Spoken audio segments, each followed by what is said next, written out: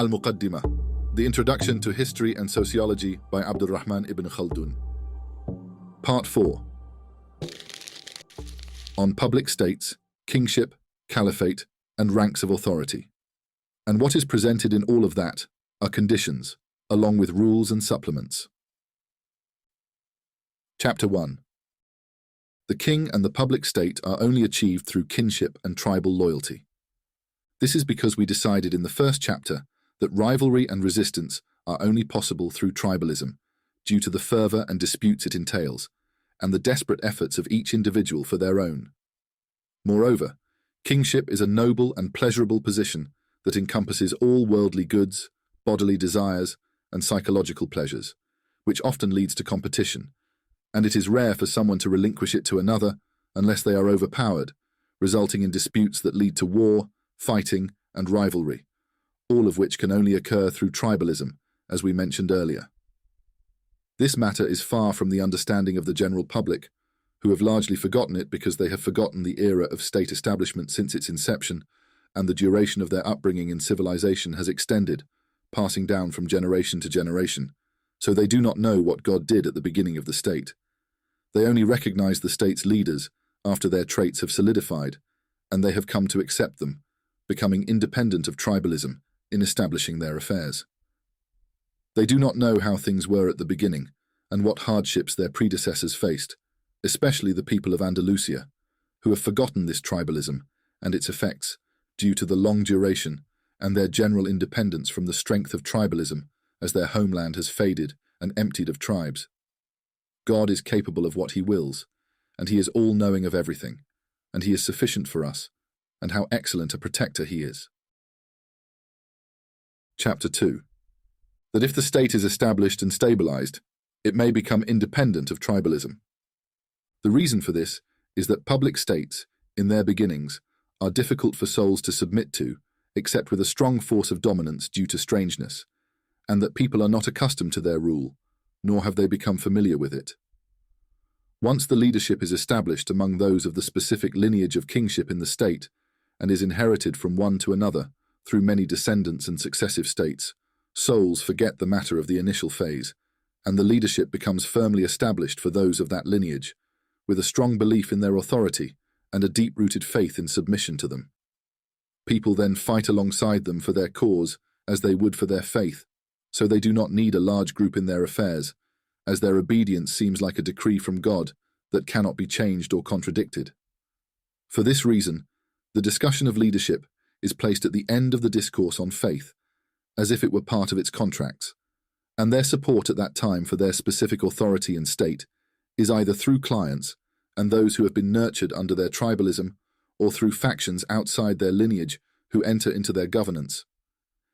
Such was the case for the Abbasids, as the tribalism of the Arabs had decayed during the time of the state of Al-Mu'tasim and his son Al-Wathiq, and their support thereafter was only through non-Arab clients, Turks, Daylamites, Seljuks, and others. Then the non-Arab allies dominated the regions, and the shadow of the state diminished, so it did not extend beyond the works of Baghdad until the Daylamites advanced upon it, took control, and the people fell under their rule. Then their matter came to an end, and the Seljuks ruled after them. Thus they fell under their authority, and then their matter ended as well, and the last of the Tatars advanced, killing the caliph and erasing the state's legacy. Similarly, the Sanhaja in the Maghreb saw their tribalism decay since the 5th century or earlier, and their state continued to exist, albeit diminished, in Mahdiya, Bijaya, the Kala, and other coastal areas of Africa.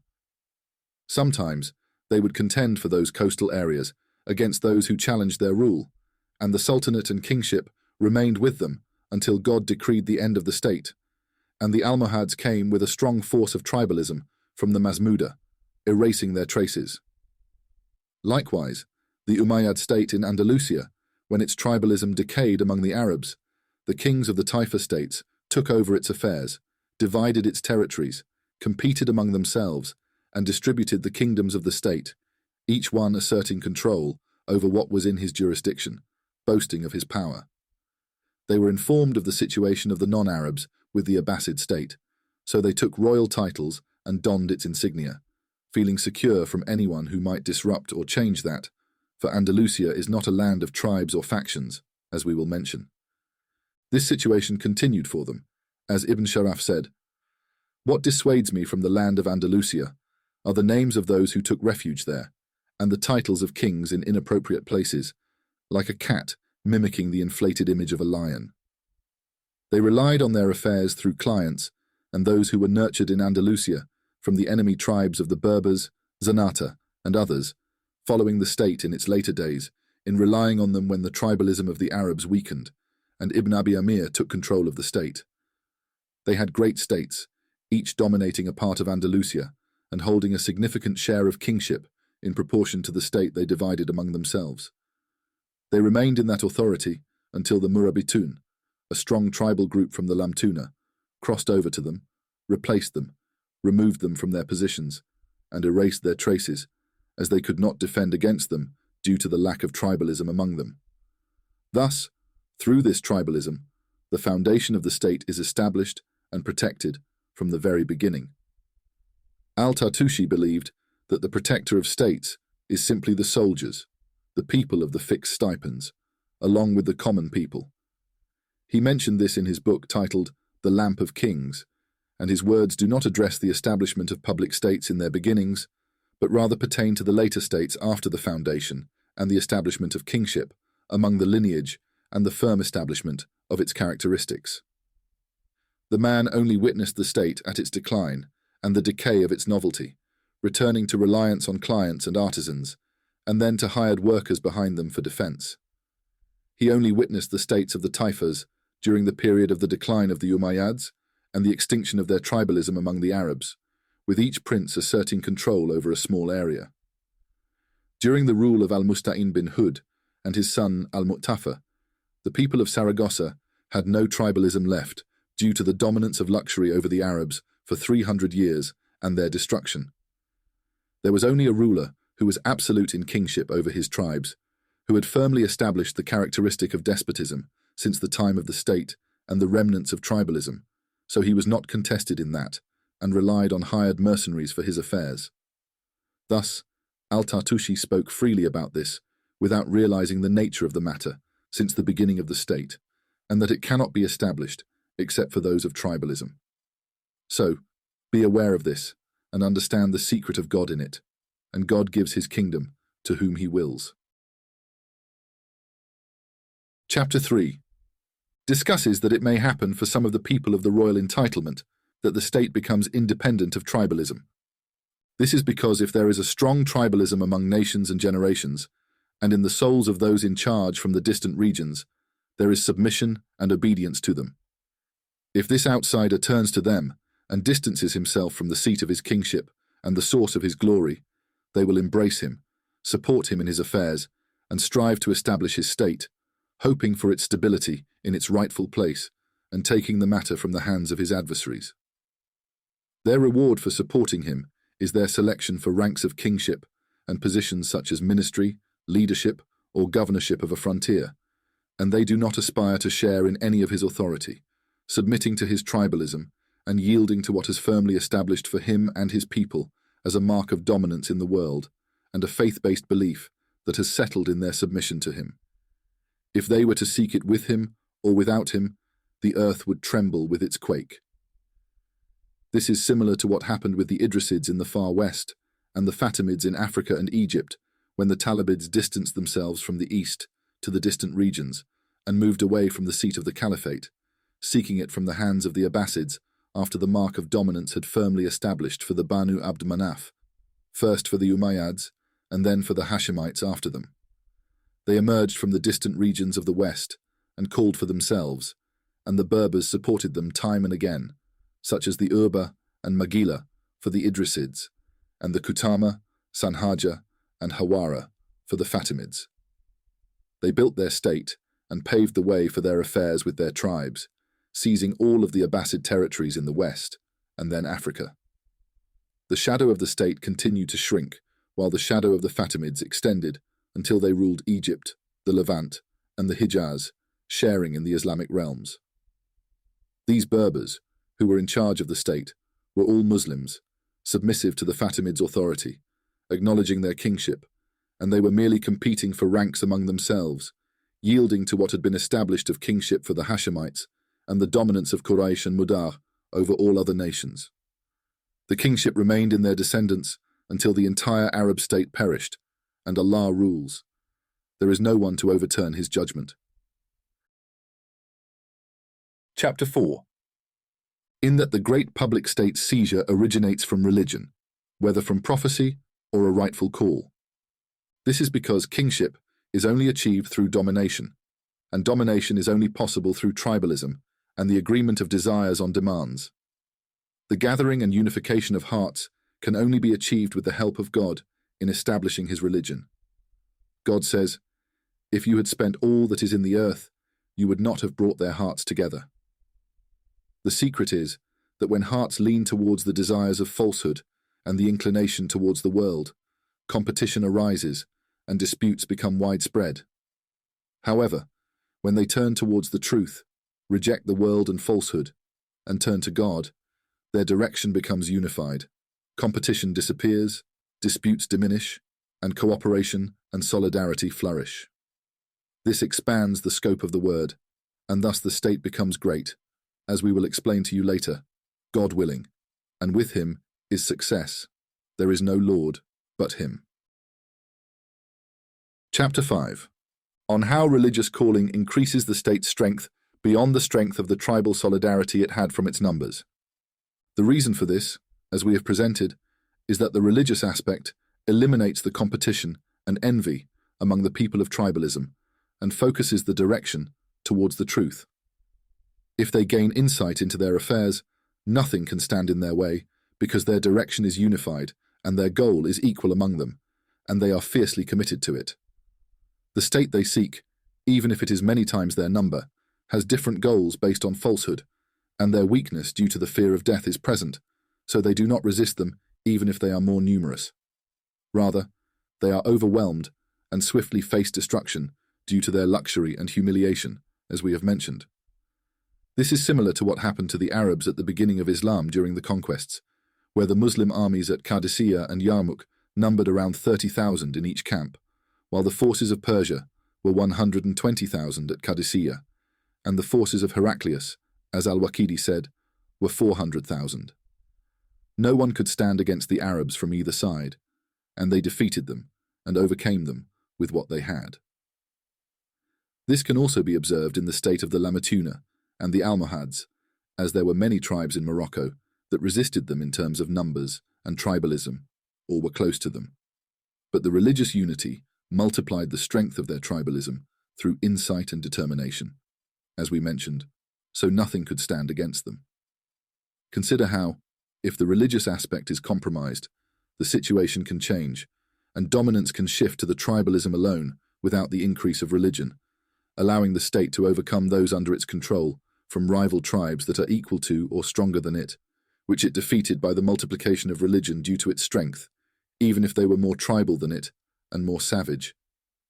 This can be seen in the Almohads with the Zenata, when the Zenata were more prominent than the Masamida and more ferocious, and the Masamida had the religious call by following the Mahdi, so they adopted its aspect, and the strength of their tribalism was multiplied by it, allowing them to initially overcome the Zenata and bring them under their control, even though in terms of tribalism and savagery, they were stronger than them. However, when they were devoid of that religious aspect, the Zenata revolted against them from all sides and overcame them, seizing power from them, and God is predominant over his affair. Chapter 6. That religious calling cannot be achieved without partisanship. This is because, as we have presented, every matter that the masses rally around must have a form of tribalism. In the authentic hadith, as previously mentioned, God did not send a prophet except from a strong tribe. If this applies to the prophets, who are the most deserving of breaking norms, what do you think of others who do not have their norms broken in overcoming without tribalism? This happened to Ibn Qusay, the sheikh of the Sufis, and author of the book Removing the Sandals in Sufism, who rose in Andalusia, calling for the truth, and whose followers were named the Murabitun shortly before the call of the Mahdi. He briefly established his authority due to the distraction of the Almohads with the matters that befell them, and there were no tribes or clans to defend him. It was not long after the Almohads took control of Morocco that he submitted to them, joined their call, and followed them from Makla at the fortress of Arkash, making it easy for them to breach his defences. He was the first caller for them in Andalusia, and his uprising was called the Uprising of the Murabitun. From this perspective, we can understand the conditions of the rebels who are engaged in changing the wrongdoings of the common people and scholars. Many who claim to be devoted to worship and follow the paths of religion rise against the tyrants among the rulers, calling for the change of wrong and the enjoining of good, hoping for reward from God. Their followers, and those who sympathize with them among the rabble and the masses, increase, exposing themselves to peril, and most of them perish in this path, misguided and not rewarded, because God has not decreed this upon them. Rather, he commands it where there is the ability to do so. The Prophet, peace be upon him, said, "Whoever among you sees a wrongdoing, let him change it with his hand. If he cannot, then with his tongue. If he cannot, then with his heart." The conditions of kings and states are firmly established and can only be shaken or destroyed by strong demands backed by tribalism, as we have presented. This was also the case for the prophets, peace be upon them, in their call to God through their tribes and clans, and they are supported by God in all existence if he wills. However, he has ordained matters according to established norms, and God is wise and knowing. If anyone among the people adopts this approach and is in the right, he will fall into the abyss of destruction due to his isolation from tribalism. If he is among those who are engaged in seeking leadership, he is more likely to be hindered by obstacles and fall into peril, for God's command cannot be fulfilled except with his pleasure, assistance, sincerity to him, and advice to the Muslims. No Muslim doubts this, nor does anyone with insight. The beginning of this inclination in the community was in Baghdad when the fitna of Tahir occurred, the killing of the Amin, and the delay of the Ma'mun in Khorasan regarding the advance of Iraq.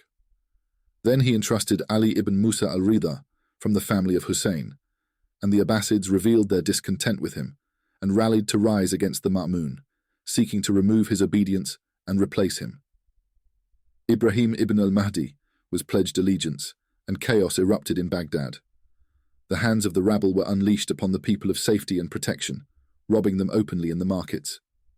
The people of Baghdad called upon the rulers for help, but they did not respond. The people of religion and righteousness gathered to prevent the wicked and curb their aggression. A man known as Khalid al-Daryush arose in Baghdad, calling the people to enjoin good and forbid wrong. Many responded to him, and he fought the rabble, defeating them and unleashing his hand upon them with strikes and punishment. Then another man from the common people of Baghdad, known as Sahal ibn Salama al-Ansari, who was nicknamed Abu Hatim, hung a Quran around his neck and called the people to enjoin good and forbid wrong, and to act according to the Book of God and the Sunnah of his Prophet, peace be upon him.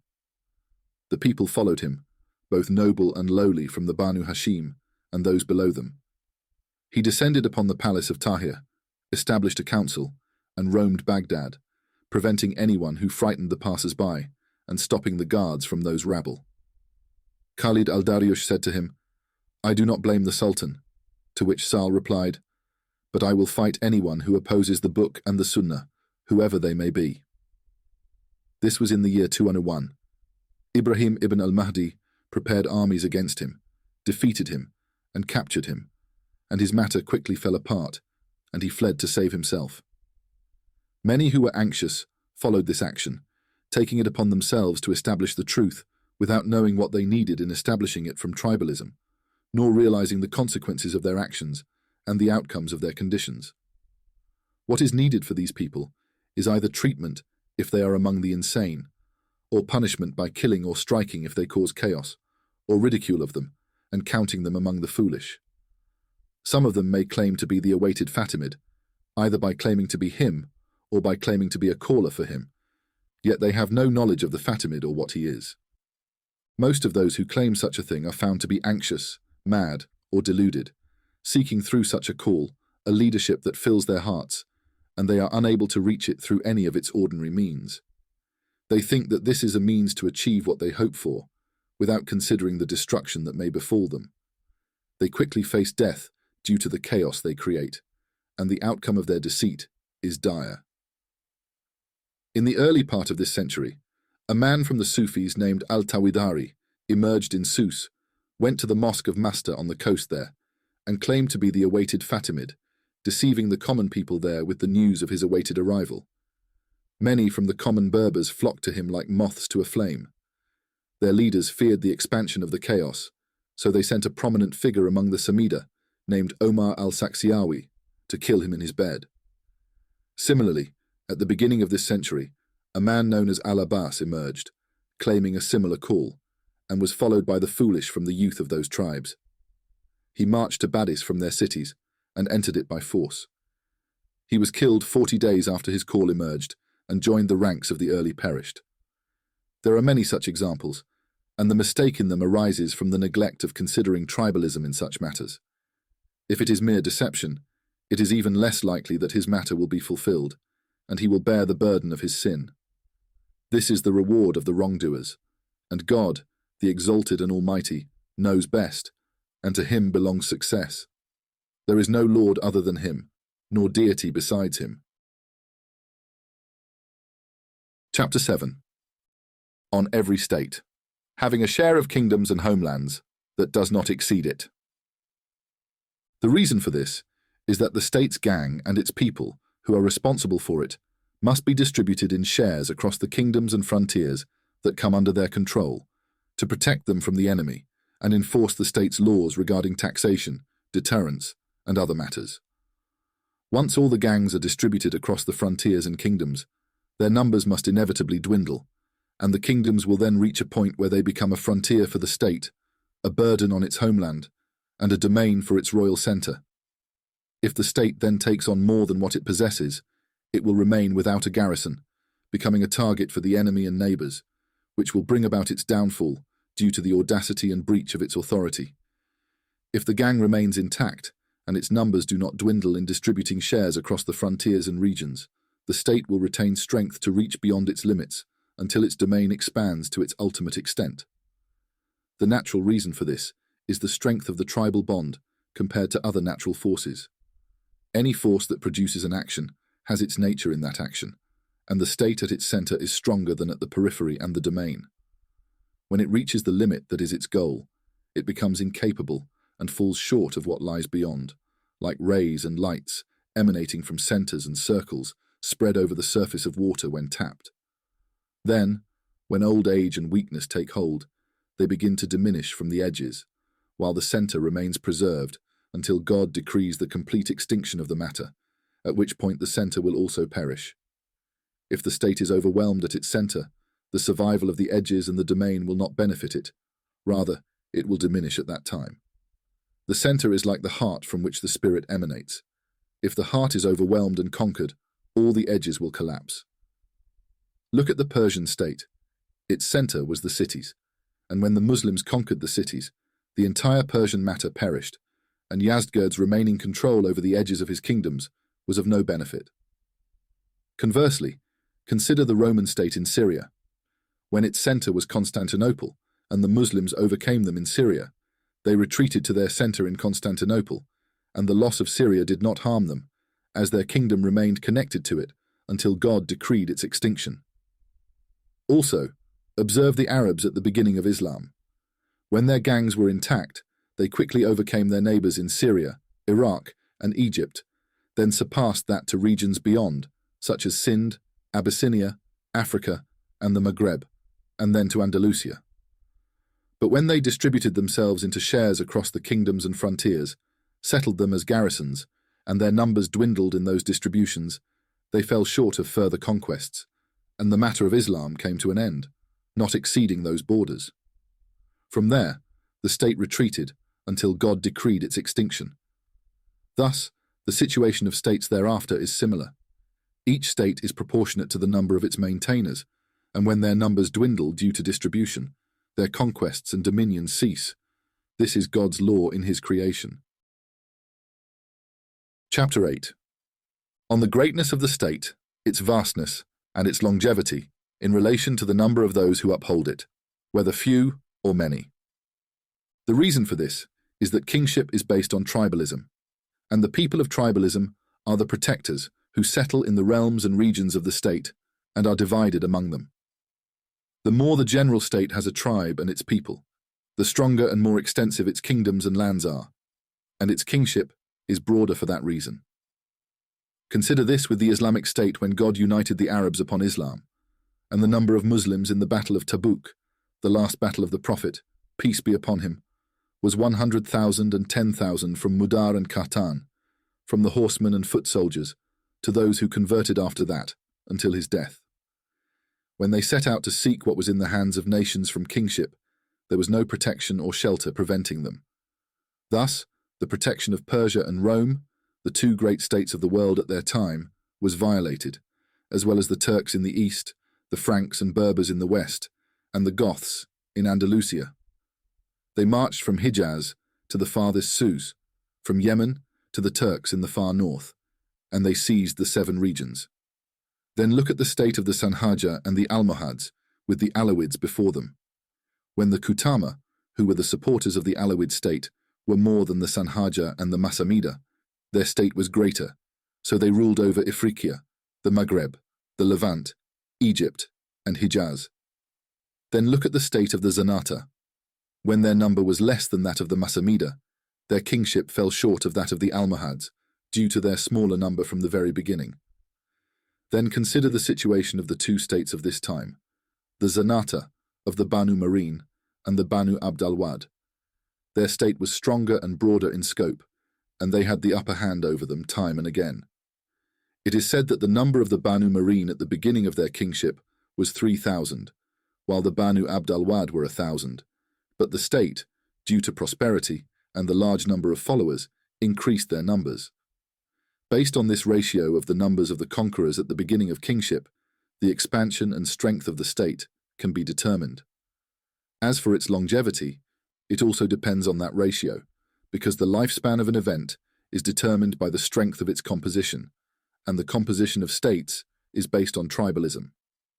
If tribalism is strong, the composition follows it, and the lifespan is long. Tribalism is based on the abundance and multitude of numbers, as we have said. The true reason for this is that the decline in a state appears from the peripheries. If its kingdoms are many, their peripheries are far from its center and numerous.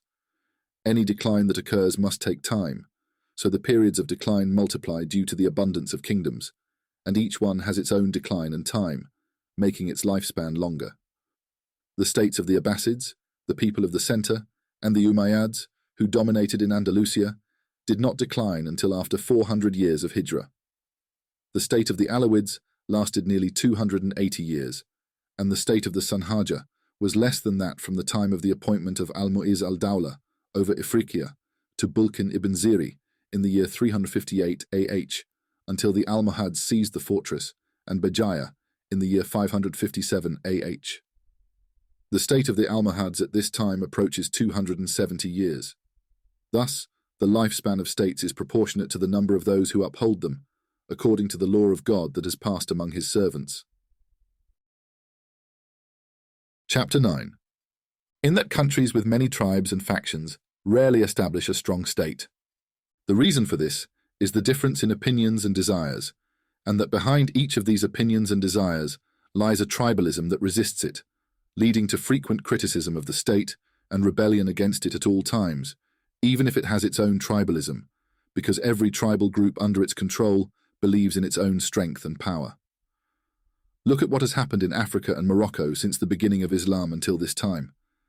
The inhabitants of these lands, the Berbers, are people of tribes and tribal affiliations. The initial victory that Ibn Abisar had over them and the Franks did not benefit them at all, and they repeatedly revolted and apostatized time and again, despite the heavy losses inflicted on them by the Muslims. When the religion became established among them, they returned to rebellion and embraced the beliefs of the Kharijites many times. Ibn Abi Zayd said that the Berbers in Morocco apostatized 12 times, and the word of Islam did not settle among them, except during the governorship of Musa ibn Nusayr, and thereafter. This is what is meant by what is reported about Ummah, that Africa is divided in the hearts of its people, referring to the multitude of tribes and clans that lead them to refuse submission and obedience. Iraq at that time did not have such a characteristic, nor did Syria.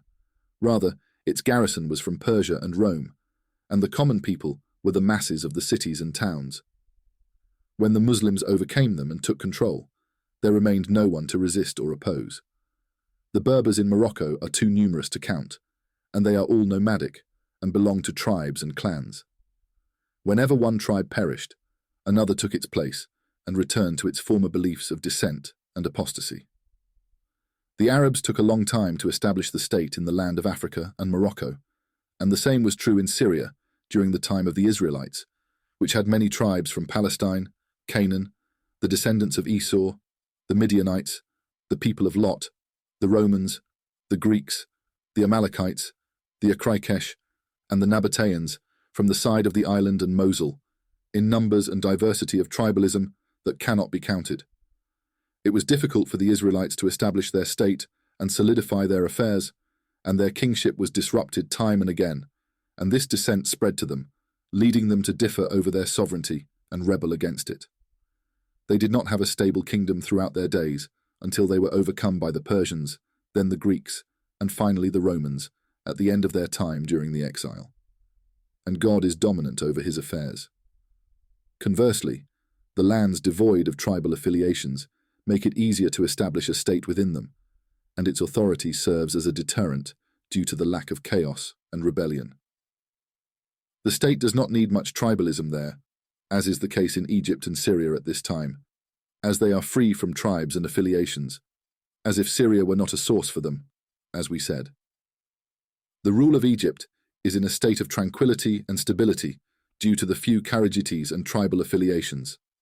It is merely a matter of authority and subjects, and its state is upheld by the kings of the Turks and their tribes, who take turns in power, and the authority among them shifts from one lineage to another.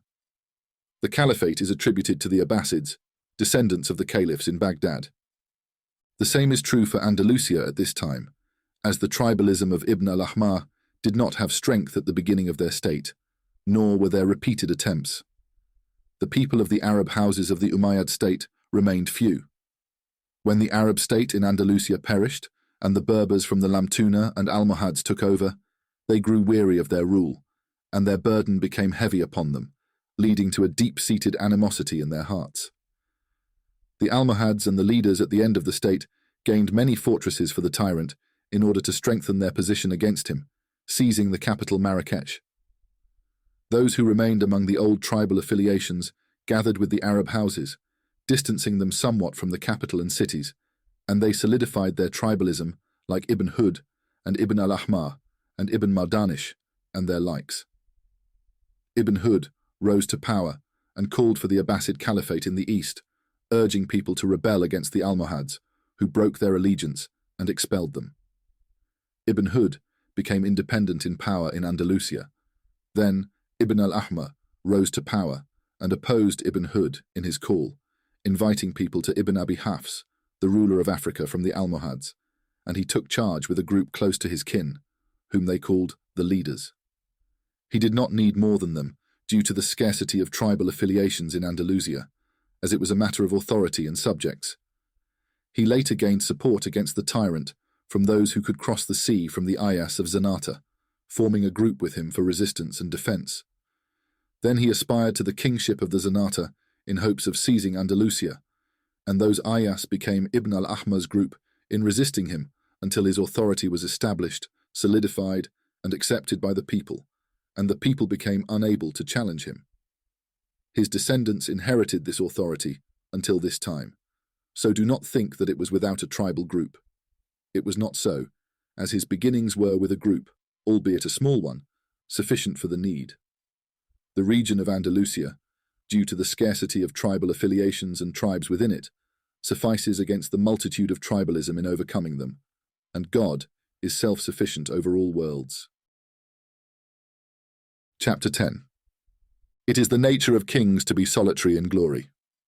This is because, as we have stated, kingship is based on tribal solidarity, and tribal solidarity consists of many factions, one of which is stronger than all the others, dominating and controlling them, until it encompasses them all. Thus, there is unity and dominance over people and states, and its essence is that the general tribal solidarity is like the temperament of a being, which arises from its elements. It has been clarified in its place that when the elements are gathered equally, no temperament arises at all. Rather, one of them must be dominant over all to gather and unify them, forming a single comprehensive solidarity that includes all factions present within it. This greater solidarity belongs to a people of a household and leadership among them, and there must be one among them who is a leader, dominating them, thus becoming the leader of all solidarities due to his superiority over all of them. When this is established for him, the nature of animals creates arrogance and disdain, leading him to reject participation and involvement in their subjugation and control. The nature of divinity that exists in human dispositions, along with what politics necessitates from the ruler's isolation to prevent the corruption of all due to the differences among rulers, is evident in the saying, "If there were in them gods besides Allah, they would both have been corrupted." Thus, the noses of the solidarities are cut off, and their pride is humbled so that they do not dare to participate in his control, and their solidarity is struck down from that, allowing him to isolate himself as much as he can, leaving no one among them with any share in the matter, neither a camel nor a donkey. Thus he fully possesses that glory and drives them away from sharing it. This may be accomplished for the first of the kings of the state, or it may only be achieved by the second or third, depending on the resistance and strength of the solidarities. However, this is an inevitable matter in states, a divine tradition that has passed among his servants, and God knows best. Chapter 11. It is the nature of kingship to be luxurious. This is because when a nation prevails and possesses what is in the hands of the ruling people before it, its adornments and luxuries increase, leading to an abundance of their resources. They move beyond the necessities of life and its harshness to its luxuries, delicacies, and embellishments, and they begin to follow those who came before them in their customs and conditions. These luxuries become necessary habits for them to acquire, and they also tend towards refinement in their food, clothing, furnishings, and utensils. They take pride in this and boast about it over other nations in consuming fine foods, wearing elegant attire, and riding in luxury. Their successors echo this behavior from their predecessors until the end of the state, and their share of this is proportional to their dominion, indulging in it until they reach the ultimate extent that the state can achieve according to its strength and the customs of those before it. This is God's way in his creation, and God knows best. Chapter 12. It is the nature of kingship to be calm and tranquil. This is because the nation can only attain sovereignty through demand, and the ultimate goal of demand is dominance and sovereignty. Once the goal is achieved, the effort towards it ceases. The poet said, "I was amazed by the striving of time between me and it. So when what was between us came to an end, time settled down. If sovereignty is attained, they refrain from the hardships they used to endure in seeking it and prefer comfort, tranquility, and ease. They return to acquiring the fruits of sovereignty, such as buildings, homes, and clothing. They build palaces, channel water, plant gardens, and enjoy the conditions of the world. They favor comfort over hardships and take care in their clothing, food, utensils, and furnishings as much as they can. They become accustomed to this and pass it on to their descendants, and it continues to increase among them until God decrees his command, and he is the best of judges, and God knows best. Chapter 13 discusses that if the nature of kingship is characterized by the pursuit of glory and the attainment of luxury and ease, the state will inevitably face decline. Its explanation is from several aspects. The first is that it necessitates exclusivity in glory, as we have said. Whenever glory is shared among a group and their efforts towards it are unified, their ambitions to overcome others and defend their territory are equal in aspiration and strength, and their aim for honor is the same. They relish death in the construction of their glory and prefer destruction over corruption. However, if one of them stands alone in glory, it strikes at their tribalism, restrains their horses, and monopolizes wealth over them, leading them to become lazy about warfare, resulting in their failure and their acceptance of humiliation and servitude. Then, the second generation among them grows up thinking that what they receive from the ruler is a reward for their protection and assistance, with no other thoughts crossing their minds. Rarely does anyone hire themselves for death, which becomes a burden in the state and a hindrance to strength, as the tribal spirit decays with the loss of valor among its people. The second aspect is that the nature of kingship necessitates luxury, as we have previously mentioned. Their revenues increase, and their expenditures exceed their allowances, leading the poor among them to perish, while the luxurious consume their allowances through their indulgence. This situation worsens in their later generations until all allowances fall short of luxury and its returns, leaving them in need and their kings demanding that they limit their expenditures to warfare and battles.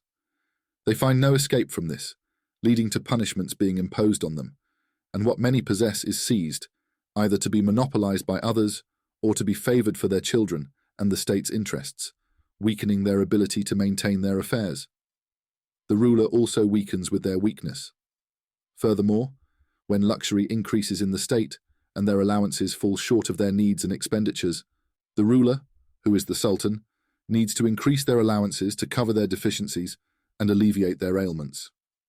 The tax revenue is fixed and does not increase or decrease, and even if it increases due to new taxes, its amount remains limited after the increase. When the tax revenue is distributed among the allowances, and there has been an increase for each one due to their luxury and high expenditures, the number of the garrison decreases compared to what it was before the increase in allowances. Then, luxury grows, and the amounts of allowances increase, leading to a further decrease in the number of the garrison and so on, until the military returns to its lowest numbers, weakening the protection and diminishing the power of the state. This emboldens those who surpass it from other states, or those under its control from tribes and factions, and God permits its destruction, which he has decreed for his creation. Moreover, luxury corrupts morals due to the various evils and frivolities that arise in the soul, as will be discussed in the chapter on civilization. The good traits that were a sign of kingship and a proof of it disappear, and they become characterized by the opposite of those good traits, which becomes a sign of decline and extinction, as God has ordained for his creation. The state begins to suffer from the seeds of decay, its conditions weaken, and it is afflicted with chronic diseases of old age, until it is ultimately destroyed. The third aspect is that the nature of kingship necessitates ease, as we have mentioned. If they adopt ease and comfort as a habit and character, it becomes their nature and disposition, affecting all their customs and practices. Their new generations grow up in the lushness of life and the comforts of ease and luxury, forgetting the fierce nature and the customs of the wilderness that once characterized kingship through strength and the habit of predation and traversing the wilderness. They become indistinguishable from the common people of the urban areas, except in culture and appearance. Their protection weakens, their strength diminishes, and their power declines, leading to the state suffering from the garments of old age. They continue to indulge in the customs of luxury, civilization, and ease, becoming increasingly distant from the wilderness and roughness, gradually shedding the spirit of bravery that once provided protection and defense, until they become dependent on another garrison if they have one. Consider this in the states whose histories are in the records before you. You will find what I have said to be true without doubt. Moreover, it may happen in the state, when it is struck by this old age of luxury and ease, that the ruler chooses supporters and followers from outside their own kind, those accustomed to roughness, and makes them soldiers who are more resilient in war and better able to endure hardships from hunger and deprivation. This becomes a remedy for the state against the old age that may afflict it until God permits it to act according to his will.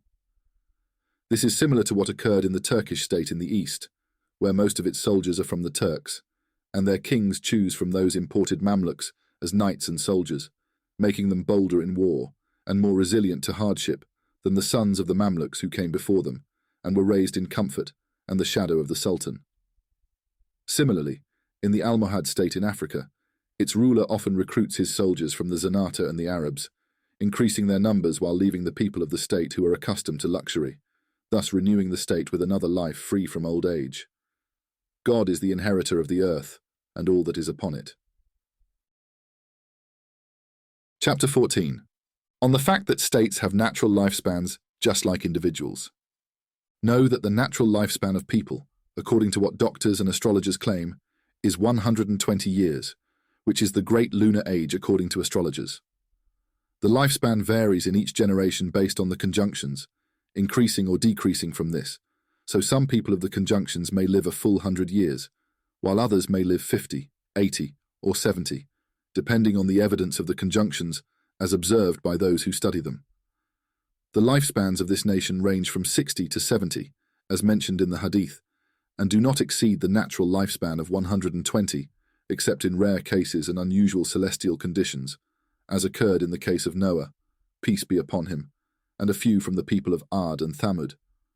As for the lifespans of states, although they also vary according to conjunctions, a state generally does not exceed the lifespans of 3 generations, and a generation is the lifespan of one individual at the average age, which is 40, marking the end of growth and development to its peak, as Allah said, until when he reaches maturity and reaches 40 years. This is why we say that the lifespan of an individual is the lifespan of a generation, supported by what we mentioned regarding the wisdom of the wandering that occurred among the children of Israel, and that the purpose of the 40 years therein was the demise of the living generation and the emergence of another generation that had not known humiliation nor recognized it, indicating the significance of 40 in the lifespan of a generation, which is the lifespan of an individual. We assert that the lifespan of a state generally does not exceed 3 generations, because the first generation remains in the nature of primitivism and its roughness, wildness from the harshness of living, bravery and sharing in glory, thus preserving the spirit of tribalism among them. Their limits are sharp, and they are feared by others, while people are subdued to them. The second generation's condition changes with kingship and luxury, transitioning from primitivism to civilization, from hardship to luxury and abundance, and from sharing in glory to individual possession of it, with the rest being lazy in pursuing it, and from the pride of strength to the humiliation of submission. Thus, the spirit of tribalism somewhat weakens, and they become accustomed to humiliation and submission, yet they retain much of it due to their experience with the first generation, having witnessed their pride, efforts for glory, and their aims in defense and protection. They cannot entirely abandon this, even if some of it diminishes, and they remain hopeful of returning to the conditions of the first generation, or believe in their existence among them. As for the third generation, they forget the era of primitivism and roughness, as if it never existed, losing the sweetness of honor and tribalism due to their state of oppression, and they reach the peak of luxury due to the pleasures and abundance of life, becoming dependent on the state, including women and children who need protection. Tribalism generally collapses, and they forget protection, defense, and demands, while they deceive people with their appearance, attire, horse riding, and good culture, often being more cowardly than women on their mounts. When a demand arises against them, they do not resist its defense, necessitating that the ruler then seeks support from others, among the brave, relying heavily on clients, and fabricating those who can provide some assistance to the state until God decrees its extinction, leading to the state's demise, along with what it carried. Thus, as you see, these are 3 generations in which the state ages and declines. This is why the extinction of lineage occurs in the 4th generation, as previously mentioned, that glory and lineage consist of 4 ancestors. We have provided you with a sufficient natural proof based on what we established earlier from the premises, so reflect on it, and you will not stray from the truth if you are among the fair-minded. These 3 generations have a lifespan of 120 years, as mentioned, and states generally do not exceed this lifespan, either slightly before or after, unless they face another issue of losing demands, resulting in aging and dominance, while the claimant is absent. If the claimant were to come, they would find no defender. So when their term comes, they cannot delay it by an hour, nor can they bring it forward. This lifespan of the state is akin to the lifespan of an individual, from the increase to the age of standing, then to the age of decline. This is why it is commonly said among people that the lifespan of a state is 100 years, and this is its meaning. Consider it, and take it as a law to correct the number of ancestors in the lineage column you seek, based on your knowledge of the past years. If you have doubted their number, and the past years since their beginning are accounted for, count 3 ancestors for every 100 years. If this calculation aligns with their number, it is correct. If it falls short by a generation, then their number has been mistakenly increased by 1 in the lineage column. If it exceeds by the same, then 1 has been omitted. Likewise, you can derive the number of years from their number if it is accounted for, and reflect on it. You will find it generally correct. And Allah determines the night and the day. Chapter 15. On the transition of the state from nomadism to civilization.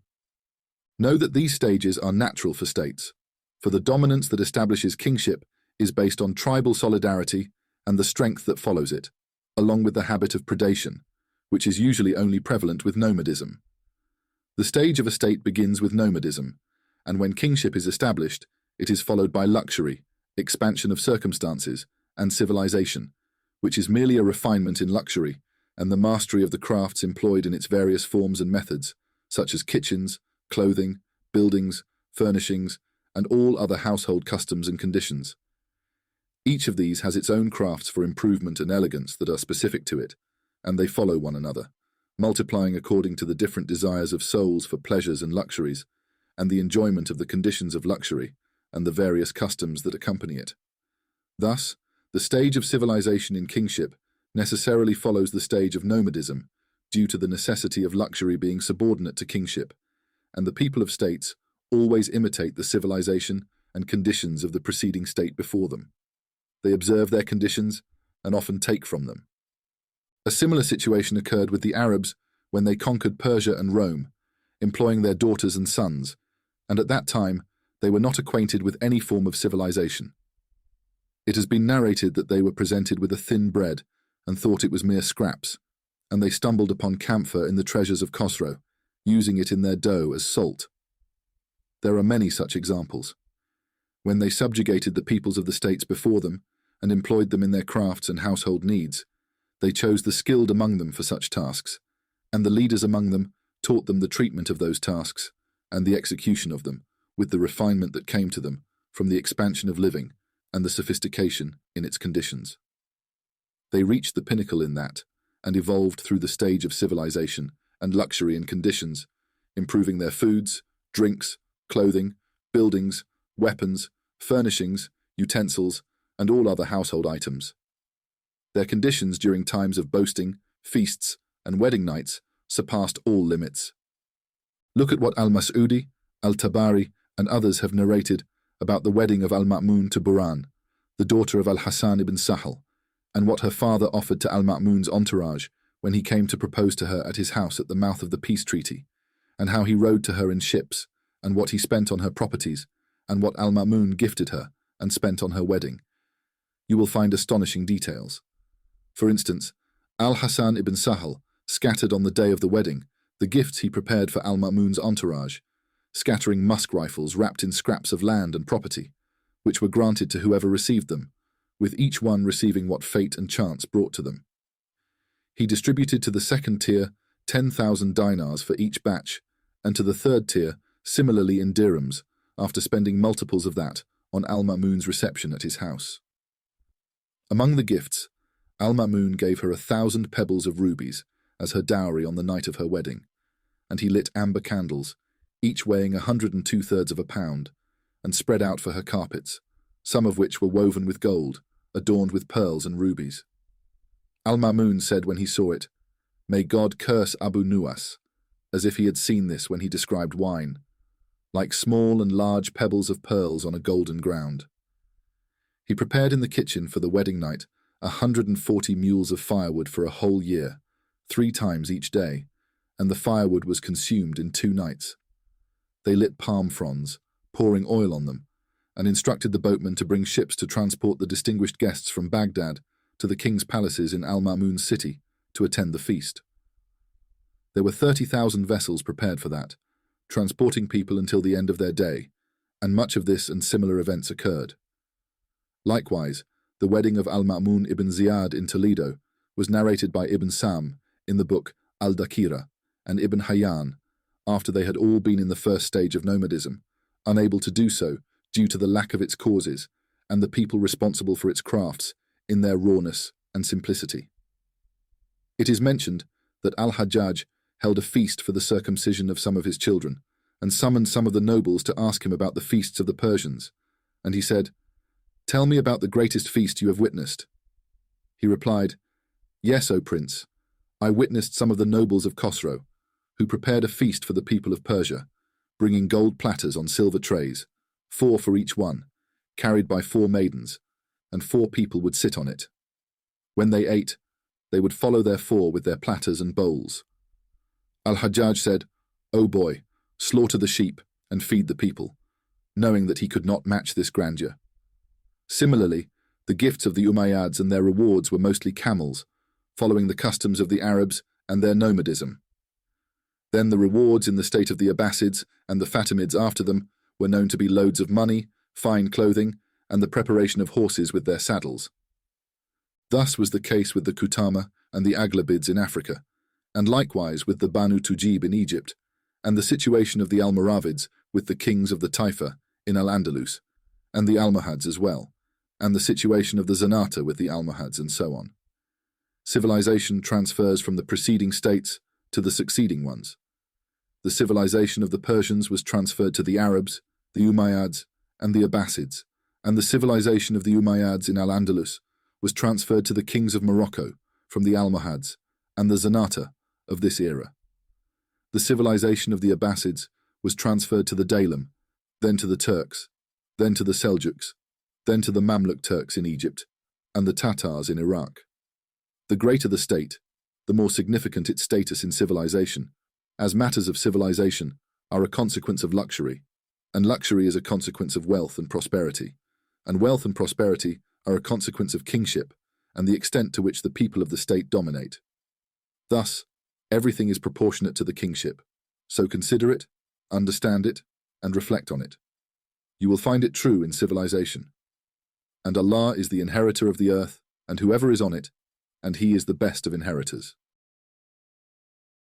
Chapter 16. On how luxury increases the state's strength in its early stages. The reason for this is that when a tribe gains wealth and luxury, their reproduction and offspring increase, leading to a larger community. They also increase their number of clients and artisans, and their generations grow up in that atmosphere of bliss and comfort, thus increasing their numbers and strength due to the abundance of groups at that time. When the first and second generations pass away and the state begins to decline, those artisans and clients cannot establish the state and solidify its rule on their own because they have no authority. They were merely dependents of the original inhabitants and a support for them. When the root is gone, the branch cannot stand firm, leading to its disappearance and the state losing its strength. Consider this in light of what happened in the Arab state during Islam. The number of Arabs, as we mentioned during the time of prophecy and caliphate, was 150,000 or so from Mudar and Qatan. When luxury reached its peak in the state and their growth flourished with the abundance of blessings, the caliphs increased the number of clients and artisans, and that number reached multiples of itself. It is said that Al-Mu'tasim had 900,000 when he conquered Amoria, and such a number is not far from being accurate when considering their garrisons in the nearby and distant frontiers, east and west, to the soldiers carrying the king's throne, clients, and artisans. Al-Mas'udi reported that the descendants of Abbas ibn Abd al-Muttalib, specifically during the time of Al-Ma'mun, were counted for their support, and they were 30,000, including males and females. So look at the magnitude of this number in less than 200 years, and know that its cause was the luxury and blessings that the state enjoyed, in which their generations were raised. Otherwise, the number of Arabs at the beginning of the conquest did not reach this, nor anything close to it. And God is the Creator, the All-Knowing. Chapter 17. On the stages of the state and the variations of its conditions, and the character of its people, with the changes in stages. Know that the state goes through different phases and renewed conditions, and those in charge of it acquire in each phase a character from the conditions of that phase that is not found in the other phases, because character is naturally dependent on the temperament of the state in which it exists. The states and their phases generally do not exceed 5 phases. The first phase is the phase of achieving the goal and overcoming the defenders and preventers, seizing the kingdom and taking it from the hands of the state in this phase, akin to his people in acquiring glory, collecting wealth, and defending the territory and protection. He does not stand out from them in anything, because that is the requirement of the tribalism that led to the victory, and it has not yet changed. The second phase is the phase of despotism over his people, and standing out from them in kingship, restraining them from aspiring to participation and sharing. The ruler in this phase is concerned with creating men, taking clients, and increasing that to humiliate the noses of his tribal kin and his clan, who share with him in the lineage of those striking for the kingdom with a share like his. He defends them from the matter, repels them from its resources, and turns them back on their heels until the matter is settled in its place, and he distinguishes his household with what he builds of his glory, suffering from their resistance and competition, much like the first ones in seeking power, or even more, because the first ones defended against outsiders, and their supporters in defending were all of the tribal kin. This one defends against relatives, and no one supports him in defending them, except for the least of the distant ones, making the matter difficult. The third phase is the phase of leisure and comfort to obtain the fruits of kingship, which human nature tends to seek, such as acquiring wealth, immortalizing monuments, and spreading fame. He exerts his utmost in tax collection, controlling income and expenses, counting expenditures, being moderate in them, building grand structures, great factories, expanding cities, erecting high edifices, welcoming delegations from the nobility of nations and leaders of tribes, and spreading kindness among his people. This is alongside expanding his clients and entourage in their conditions with wealth and prestige, providing for his soldiers, ensuring their sustenance, and being fair in their allowances every month until the effects of that appear on them in their clothing, appearance, and insignia on festive days, boasting of them to peaceful states and intimidating warring states. This phase is the last of the phases of despotism from the rulers, because they, in all these phases, are independent in their opinions, building their glory and clarifying the paths for those who come after them. The fourth phase is the phase of contentment and peace, where the ruler is satisfied with what the predecessors built, following the examples of kings and their battles, imitating the past of his ancestors, following their traces step by step, and adhering to their paths with the best methods of emulation, believing that deviating from their tradition would corrupt his affairs and that they were more knowledgeable about what they built of their glory. The fifth phase is the phase of extravagance and wastefulness, where the ruler in this phase squanders what the predecessors gathered in pursuit of desires, pleasures, and generosity towards his entourage and in his gatherings, befriending bad companions, and indulging in matters they cannot bear or understand what they bring or leave behind, corrupting the great elders of his people and the legacies of his predecessors until they become resentful of him and weaken in supporting him, wasting his soldiers by spending their allowances on his desires and neglecting to directly engage with them, leading to the destruction of what his predecessors established and the demolition of what they built. In this phase, the state acquires the nature of aging, and a chronic condition takes hold of it that it can hardly recover from, and it will not have a cure until it perishes, as we will explain in the conditions we narrate. And God is the best of inheritors. Chapter 18. On the effects of the state, all depend on the ratio of its strength in its origin. The reason for this is that the effects only occur based on the strength that was present initially, and the effect is proportional to that strength. From this, the foundations of the state and its great structures are established according to the strength of the state in its origin, as they can only be completed through a multitude of workers and the gathering of hands to collaborate in the work. If the state is great, vast in its territories and subjects, then the workers will be very numerous, gathered from the horizons and regions of the state, and the work will be completed on the grandest of scales. Do you not see the factories of the people of Ad and Thamud, and what the Quran narrates about them? And observe with your own eyes the Iwan of Khosrow, and what the Persians were able to achieve in it, to the extent that Al-Rashid intended to demolish and destroy it, but he was thwarted and began the work. Then he was overcome by incapacity, and the story of his consultation with Yahya ibn Khalid regarding it is well known. Consider how one state can build something that another cannot demolish, despite the difference in ease between demolition and construction. Recognize from this the difference between the two states, and look at the palace of Al-Walid in Damascus, the mosque of the Umayyads in Cordoba, and the bridge over its valley, as well as the construction of the aqueducts to bring water to Carthage, and the ruins of Churchill in Morocco, the pyramids in Egypt, and many of these visible effects indicate the differences in strength and weakness among states. And know that the actions of the ancients were indeed due to organization and the gathering of workers and the multitude of hands involved, and thus those structures and factories were built. Do not be misled by what the general public imagines, that this is due to the large bodies of the ancients compared to our bodies in their extremities and dimensions. There is not a significant difference among humans in this regard, as we find between the structures and the effects. The storytellers have become enamored with this and exaggerated it, recording ancient tales about Ad, Thamud, and the giants, with some of the strangest being what they narrate about Auj ibn Anak, a man from the giants whom the children of Israel fought in the Levant. They claimed that due to his height, he would take fish from the sea, roast them in the sun, and they add to their ignorance of human conditions, their ignorance of the conditions of the stars, as they believed that the sun has heat and that it is intense close to it, not knowing that heat is light, and that light is more intense near the earth due to the reflection of rays from the earth's surface in the presence of lights, thus increasing the heat here for that reason. If the rays of reflected light exceed their points of reflection, there is no heat there, but rather coldness where the clouds flow, and that the sun itself is neither hot nor cold.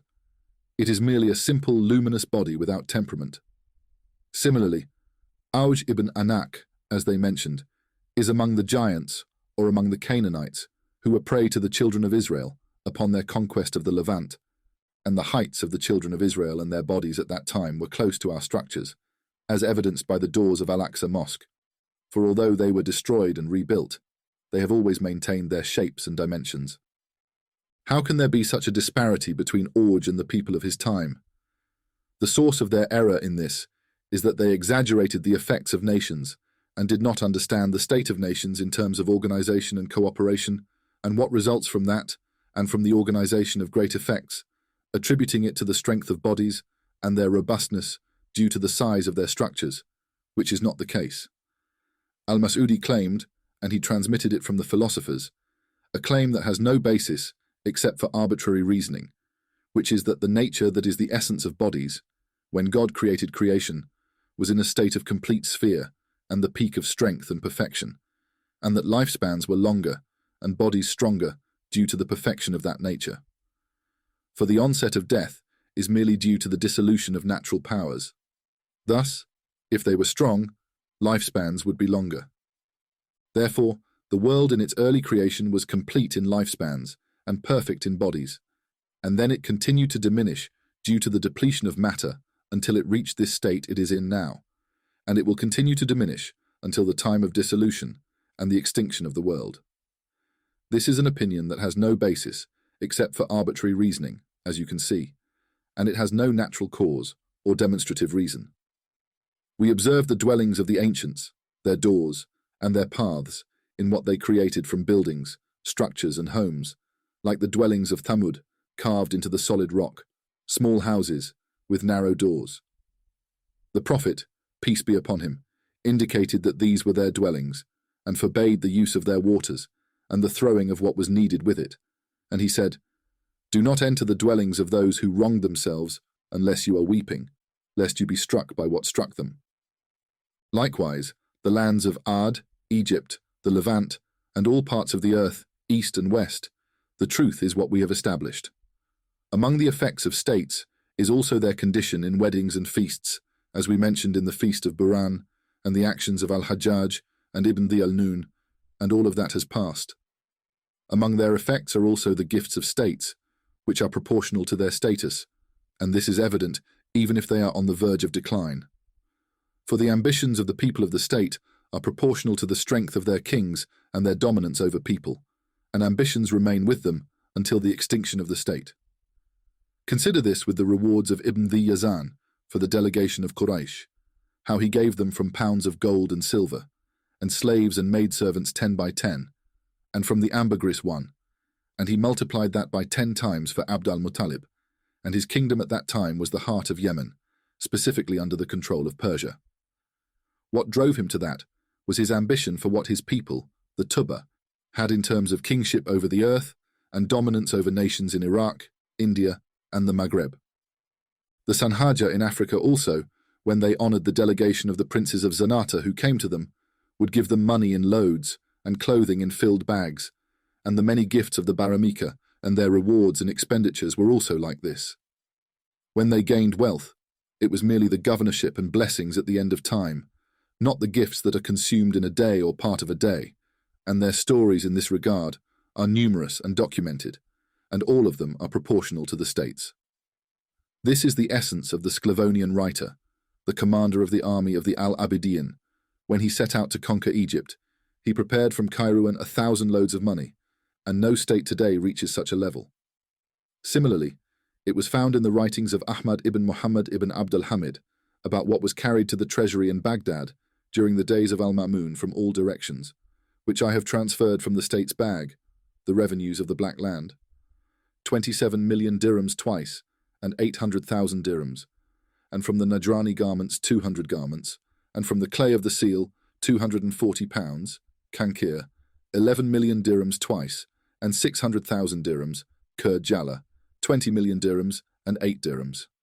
Halwan, 4 million dirhams twice, and 800,000 dirhams, ahwaz, 25,000 dirhams once, and from sugar 30,000 pounds, fars, 27 million dirhams, and from rosewater 30,000 bottles, and from black oil 20,000 pounds, kerman, 4 million dirhams twice, and 200,000 dirhams, and from Yemeni goods 500 garments, and from dates 20,000 pounds, makran, 400,000 dirhams once, Sind and its surroundings, 11 million dirhams twice, and 500,000 dirhams, and from Indian wood 150 pounds, Sijistan, 4 million dirhams twice, and from specific garments 300 garments, and from the fanid 20 pounds, Khorasan, 28 million dirhams twice, and from silver coins 1,000 coins, and from horses 4,000, and from slaves 1,000 heads, and from goods 20,000 garments, and from the hilal 30,000 pounds, Jurjan,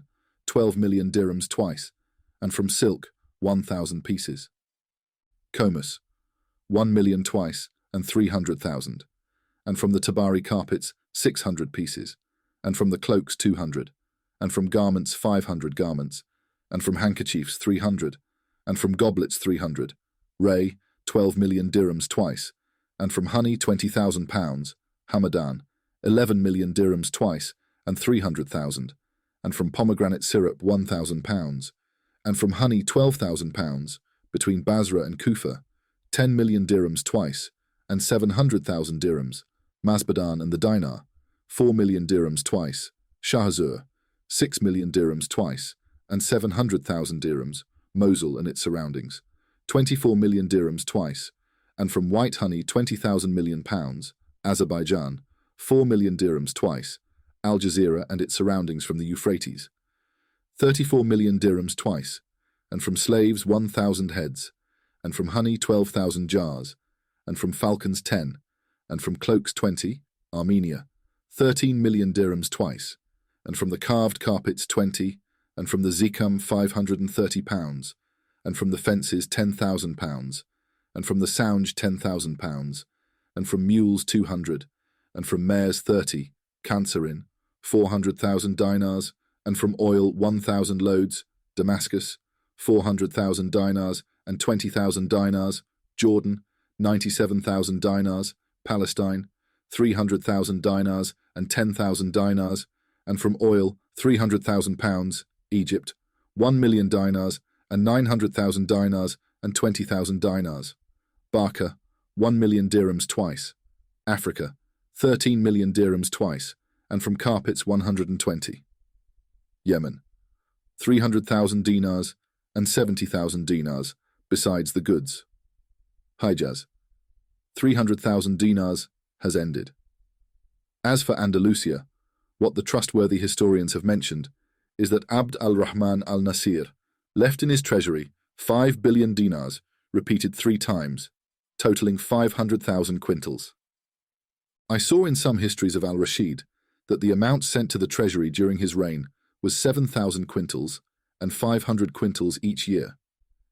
Consider this in relation to the proportions of states to one another, and do not deny what is not familiar to you, nor anything from your era that resembles it, lest your understanding be constrained when faced with the possible. Many of the elite, when they hear such news about past states, hasten to deny it, which is not correct. The conditions of existence and civilization vary, and whoever has experienced a lower or middle rank among them should not confine all understandings to it. When we consider what is transmitted to us about the Abbasid, Umayyad and Fatimid states, and compare the authentic and indisputable aspects of that with what we observe from these states, which are lesser in comparison, we find a significant difference due to the disparity in the original strength and the flourishing of their kingdoms. All evidence supports the original proportion of strength as we have presented, and we cannot deny that, as many of these conditions are well known and clear, even reaching what is widespread and confirmed, including the witnessed and observed effects of construction and others. Take from the transmitted conditions the ranks of states in their strength or weakness, their size or smallness, and consider that alongside what we will recount from this delightful narrative. It is reported that during the reign of Sultan Abu Anan of the Marinid dynasty, a man from the elders of Tangier, known as Ibn Battuta, travelled 20 years prior to the east, wandering through Iraq, Yemen, and India, and entered the city of Delhi, the capital of the Indian king, Sultan Muhammad Shah. He connected with its king at that time, Firuz Ju, and held a position in the judiciary, according to the Maliki school in his administration. He then returned to Morocco and connected with Sultan Abu Anan, often recounting the wonders he saw in the kingdoms of the earth, particularly about the state of the Indian king, sharing astonishing details that surprised his listeners. For instance, he mentioned that when the Indian king went on a journey, he counted the people of his city, men, women, and children, and allocated them provisions for 6 months from his bounty. Upon his return from travel, he would enter on a notable day when all the people would gather in the desert of the city to welcome him, and catapults would be set up in that field to throw bags of coins to the people until he entered his palace. Such tales led people to dispute his credibility, and at that time I met the Sultan's minister, Faris ibn Wada, who was well known. I discussed this matter with him, and showed him the denial of that man's reports, which had spread among the people. The minister, Faris, warned me not to dismiss such matters about the states simply because I had not witnessed them, advising me to avoid being like the son of a minister who grew up in prison. This minister had been imprisoned by his sultan, and he raised his son in that confinement. When the boy grew up and understood, he asked about the meats he had been fed, to which his father replied, "It was lamb." The boy then asked what lamb was, and his father described it to him, but the boy insisted it looked like a rat, denying the comparison and saying, "Where is the lamb compared to the rat?" The same happened with camel and cow meat, as he had only seen rats in his confinement, assuming all animals belonged to the rat species. Thus, many people often react to news similarly, as they are prone to exaggeration when attempting to be extraordinary, as we mentioned at the beginning of the book. Therefore, a person should return to their roots and be in control of themselves, distinguishing between the nature of the possible and the impossible, with clear reasoning and sound instincts. What falls within the realm of possibility should be accepted, and what lies outside it should be rejected.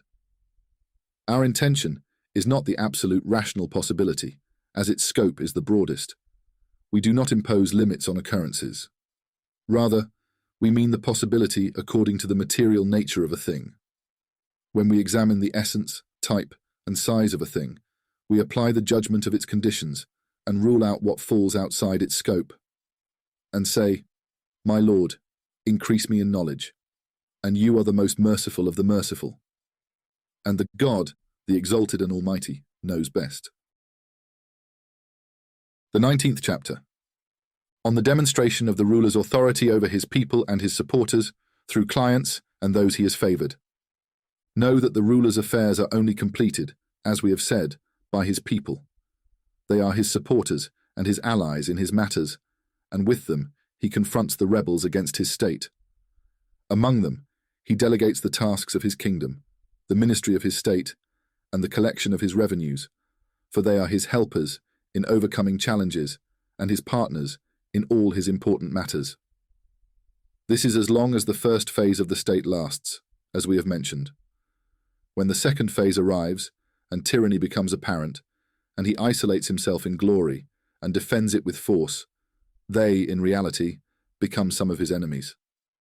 He will need to defend his affairs against them and prevent them from participating by relying on other allies from outside their group, whom he will support against them and favor over them, making them closer to him than the rest and more preferred and honored, as they will fight fiercely for him in defending his people against the affairs that were theirs and the rank they were accustomed to sharing in.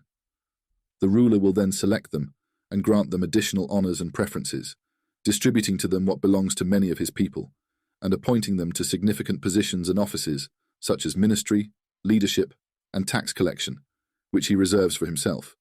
And these titles of the kingdom will be exclusive to him and not shared with his people, for they will then be his closest allies and his sincere advisers. This, at that time, indicates the decline of the state and is a sign of a chronic illness within it, due to the corruption of the tribal loyalty that was the foundation of its strength. The hearts of the people of the state will then suffer from humiliation and enmity towards the ruler, and they will harbor resentment against him and await his downfall, which will ultimately bring ruin upon the state. There is no hope for recovery from this ailment, as it will persist through generations until its legacy is lost. Consider this in the state of the Umayyads, how they relied on Arab men in their wars and the administration of their affairs, such as Amr ibn Sa'd ibn Abi Waqqas, Abdullah ibn Ziyad ibn Abi Sufyan, Al-Hajjaj ibn Yusuf, Al-Muhallab ibn Abi Safra, Khalid ibn Abdullah al-Qasri, Ibn Hubayra, Musa ibn Nusayr, Bilal ibn Abi Burda, ibn Abi Musa al-Ash'ari, Nasr ibn Sayyar, and others among the notable Arabs. Similarly, during the Abbasid state, support was also drawn from Arab figures. However, when the state became focused on isolating glory and suppressing the Arabs from aspiring to positions of authority, the ministry shifted to non-Arabs and the artisans from the Baramika, the Banu Sahal ibn Nubacht, the Banu Tahir, then the Banu Buya, and the Turkish clients like Baga, Wasif, Athlamash, Baknak, Ibn Tulun, and their descendants, along with others from the clients of non-Arabs. Thus, the state will belong to those who did not establish it, and honor will be for those who did not bring it about. This is the way of God among his servants, and God knows best. The 20th chapter. On the conditions of the clients and the fabricated in the states. Know that the artificial allies in states vary in their attachment to the ruler of the state according to their old and new connections with him. The reason for this is that the essence of kinship in defense and rivalry is achieved through lineage for the sake of support among relatives and kin, and the lack of support among outsiders and the distant, as we have previously mentioned. The authority and association through servitude or alliance are considered equivalent to this, because, although lineage is natural, it is merely an illusion. The meaning by which attachment occurs is through companionship, defense, prolonged practice, and association through nurturing, breastfeeding, and all conditions of life and death. When attachment is achieved in this way, the spirit of kinship and support arises, which is observable among people. Consider a similar situation in artificial alliances, as it creates a special connection between the patron and the client that is equivalent to this and reinforces the bond, even if there is no blood relation, as the fruits of kinship are present. If this authority exists between the tribe and their patrons before they attain power, their roots are stronger, their bonds are more solid, and their lineage is clearer for two reasons. First, that before power, they are equal in their condition, so lineage does not distinguish itself from authority, except among the least of them, and they are regarded as akin to their relatives and kin. If they become patrons after gaining power, the status of power distinguishes the master from the servant, and the relatives from the patrons and clients due to the requirements of leadership and power, which necessitate the distinction of ranks and their differences. Thus, their condition becomes distinct, and they are regarded as outsiders, making the attachment between them weaker and the support more distant, which is less than the artificial alliances before power. The second reason is that artificial alliances before power distance their ties from the people of the state over time, obscuring the nature of that bond, and it is often mistaken for kinship, thus strengthening the condition of kinship. However, after power, the ties become closer, and most people become equal in their knowledge of it, clarifying the bond and distinguishing it from lineage, thereby weakening kinship in relation to the authority that existed before the state. Consider this in states and leadership, and you will find that anyone whose patronage occurred before the attainment of leadership and power is found to be more closely attached and akin to their patron, descending to the level of their children, brothers, and relatives. Conversely, anyone whose patronage occurred after the attainment of power does not possess the kinship and bond that the former do. This is evident to the eye, to the extent that a state in its final days resorts to employing outsiders and patrons, and no glory is built for them as it was for the patrons before the state due to the proximity of their ties at that time to the early ones and the nearing extinction of the state, leading them to be diminished in the depths of disgrace. The ruler is compelled to patronize them and turn to them instead of his earlier patrons and original clients due to the pride they exhibit towards the ruler and their lack of submission to him, viewing him through the lens of their tribe and kin, as the bond has been firmly established over long ages through nurturing and connection with their ancestors and the integration with the prominent figures of his household, thus gaining a sense of entitlement and pride that causes the ruler to oppose them and turn to others. Their time of being rescued and patronized is close, so they do not reach the ranks of glory and remain in their state of being outsiders.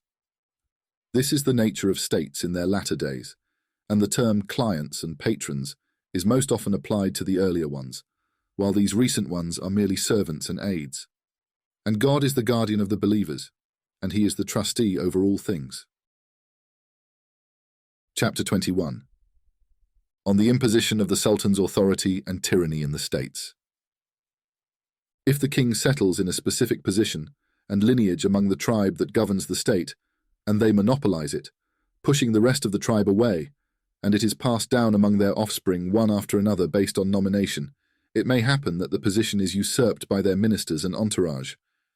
This is often due to the appointment of a young or weakened heir from the lineage who is nominated for the position by his father or by the nomination of his relatives and supporters.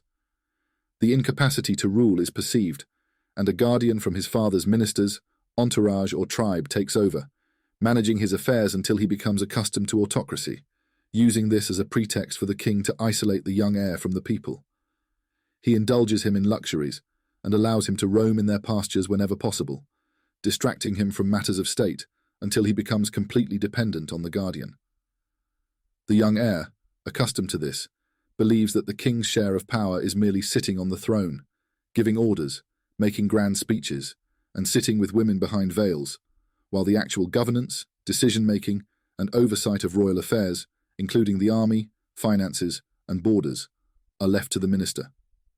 He submits to this until the minister solidifies his authority and autocracy, and the kingship shifts to him, favouring his kin and descendants afterward, as happened with the Buwayhids, the Turks, Kafur al-Ikhshidi, and others in the east, and with al-Mansur ibn Abi Amir in Andalusia. And that confined individual, overwhelmed by his situation, may realize it and attempt to escape the confines of oppression and restore the kingdom to its rightful place, striking against the hands of those who have usurped power, either by killing or merely by removing them from their rank. However, this is rare, for when the state begins to be dominated by ministers and officials, it tends to continue in that state, and it is seldom that it escapes from it. This usually occurs in the context of luxury and the upbringing of royal children, who are immersed in its pleasures, having forgotten the era of manhood and become accustomed to the morals of nurses and concubines, raised on them, so they do not aspire to leadership nor recognize the oppression of usurpation. Their only concern is to be content with grandeur and indulge in pleasures and various luxuries. This usurpation occurs among the loyalists and the sycophants when the king's clan dominates their people and isolates them from others, which is a necessary affliction for the state, as we have mentioned. These are two ailments from which the state has no cure except in the rarest instances, and God grants his kingdom to whom he wills, and he is capable of all things. Chapter 22. On the fact that those who overpower the ruler do not share with him in the title of king. This is because the king and the sultan obtained their positions from the very beginning of the state through the tribal solidarity of their people and their own solidarity, which led to the establishment of the royal and dominant character for them and their people, and this has remained intact, preserving the structure and continuity of the state. This usurper, even if he possesses a form of solidarity akin to that of kings or their allies and supporters, his solidarity is included within the solidarity of the people of the king and is subordinate to it, and he does not have the character of kingship. He does not attempt in his usurpation to seize the fruits of authority, command, and the power to legislate and contract, misleading the people of the state into believing that he is acting on behalf of his authority, executing his judgments from behind a veil. He strives to distance himself from the signs, symbols, and titles of kingship and keeps himself away from suspicion in this regard. Even if he achieves usurpation, it is because he is concealed in that usurpation behind the veil that the Sultan and his predecessors have imposed upon themselves since the beginning of the state, and he is misled by proxy.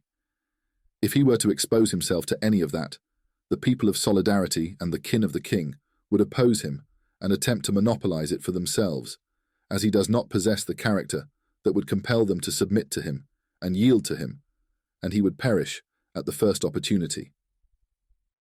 Such was the case with Abd al-Rahman ibn al-Nasir ibn Mansur ibn Abi Amir when he aspired to share the title of caliphate with Hisham and his family, not content with what his father and brother accepted in usurping the power to legislate and the successive ceremonies. He requested Hisham, his caliph, to appoint him as caliph, and this was opposed by the Banu Marwan and the rest of the Quraysh, who pledged allegiance to the caliph Hisham's cousin, Muhammad ibn Abd al-Jabbar ibn al-Nasir, and they revolted against him, leading to the ruin of the state of the Al-Amir family and the demise of their supporter, the caliph, and he was replaced by another from the remnants of the state until its end, and the ceremonies of their kingship were disrupted, and God is the best of inheritors. Chapter 23. On the reality of kingship and its types. The kingship is a natural position for humans because we have shown that humans cannot live and exist except by gathering and cooperating to obtain their sustenance and necessities. When they come together, necessity calls for interaction and the fulfillment of needs, and each one extends their hand to their need, taking it from their companion due to the inherent injustice and aggression in animal nature, which the other may prevent them from due to anger and pride, and the implications of human strength in that leads to disputes that result in fighting, which leads to chaos, bloodshed, and the loss of lives, ultimately leading to the extinction of the species, which the Almighty has specifically preserved. Thus, it is impossible for them to remain in chaos without a ruler to restrain them from one another, and for this reason, they need a deterrent, which is the ruler over them, who, according to human nature, is the dominant king. There must be a sense of tribal loyalty, because, as we have established, all claims and defenses can only be fulfilled through tribal loyalty. This kingship, as you see, is a noble position towards which claims are directed and requires defenses. None of this can be achieved except through tribal loyalties, which vary, and each loyalty has its control and dominance over its people and kin. Kingship is not for every loyalty.